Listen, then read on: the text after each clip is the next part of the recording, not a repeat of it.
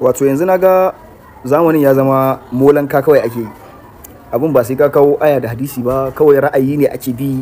Abin da ya ma ka ce shine daidai, abin da bai ma ba kawai ka ce shine ba daidai ba. Idan ba shi yake so ba, if the kind of man da yana son abincin shi by 7 o'clock, yawancin shi is ready. Dole ka. Jiya na yi video akan malama juwairiyya da yanda take wa'azi. The thing is, I am so happy a lot of women are waking up now, and I am super excited for what the future holds, because Northern Nigeria, you're not even ready.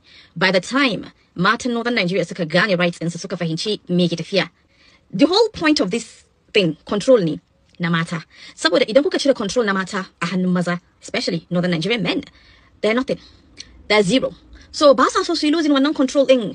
Control ɗin shine yake mai da su suke feeling su maza ne. And it's unfortunate. Now, your wife, matanka, she's your life partner. She's not your slave. Ba dole sai ta maka bauta ba, babu dole a cikinta. It doesn't matter what religion. Yanzu ni dai challenge malama juwairiyya. Ta zo ta zanna ta bude mana wa'azin da take na a ina aka faɗe shi a cikin Qur'ani. Wani sura, wani verse. Ba za mu bi wannan magana ba, it doesn't make sense logically.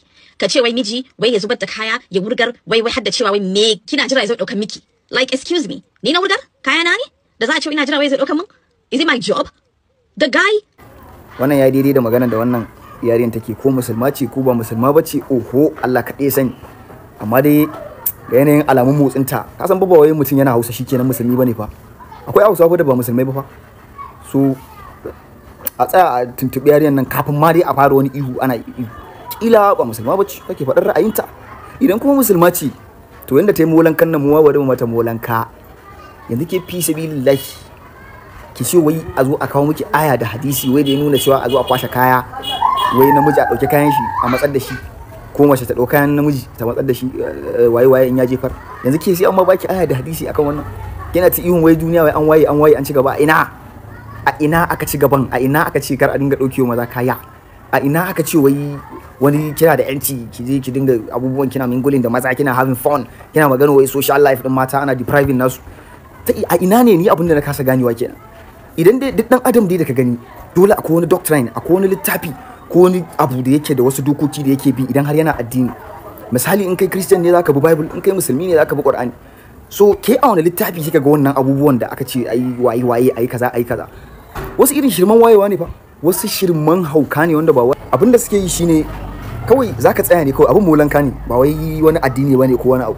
Zaka tsaya ne ka duba wannan turawan, me abin da suke yi ya burge ka, kawai sai ka dauka kawai. Idan suna sa wando suna sagin ya burge ka sai ka dauka. Idan shan giyan da suke ya burge ka sai ka dauka. Idan yanayin da suke dukan mata ya burge ka sai ka dauka, sai ka ce shine wayewa. Kun gane? So ita wannan yarinyan akan irin abin da take magana kenan fa. Saboda haka in ba dan haka ba, babu yanda za a yi mutumin da babu abin da ya sani sai shan giya, kullun su ne cikin shan giya, kullun su ne cikin zinace, kullun su ne cikin kumbiyan ya za a cutar da wani, wai ki zo kina nuna cewa wai wannan shine wai hanyar da ya kamata a bi. Kin manta ayoyi, kin manta hadisai, kin manta maganganun malamai, kin manta duk wani lissafin mai tunani mai kwakwalwa mai kyau. Wai magana ake wai an waye, su waye suka wayan. Fim fa ta kalla fa. Fim ne take kallo na turawa yanda suke yi, shikenan ta dauka kawai, ai shine wayewa kawai. To tell you cewa ba wai tana bin annabi bane ko kuma Allah. Dan in kina bin annabi to zaki tsaya ki ji hadisi. In kuma kina bin Allah ne to zaki tsaya ne sai ki ji Qur'ani da hadisi. In kina bin annabi zaki ji Qur'ani da hadisi. So wannan shine kawai. To tsakani ga Allah, kar ma a tada jijiyoyin waya, malamai ka ku bata wa kanku lokaci ku tsaya kuna mata raddi. Ku bar irin mu mata raddi a irin yanda ta zo dan molan kaki. Kar ku bata lokacin ku da janyo ayoyi da hadisai akan wannan yarin. Allah ya talla a rabu da ita ta shashancin ta. Kidahumai irin ta sune za su bi ta su gaba da wannan shirman. Idan har mutum musulmi ne, to ya kamata ne ka tsaya ka karanci musulunci kafin ka iya magana akan shi. In kuma baka sani ba, baka iya karatun ba, baka san yadda zaka yi ba, baka kai matsayin ba, to sai ka koma ka saurari malamai me suka ce. Malam zai karanta hadisi da Qur'ani da sauran littattafai, ya binciko wasu ilmoma, sai ya zo sai ya haska ma kai awam wanda ku ba ku san me ake ciki ba, ku da ilimin da za ku iya zuwa ku gano wasu hukunce da sauransu. Malamai sai su taya ku, sai su muku, sai su ga mu.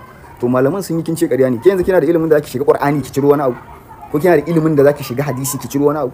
Ta ina kika ganshi ma misali da zaki iya fahimtan whether it is right kai ki dauke wa namiji kaya ko kuma it's wrong?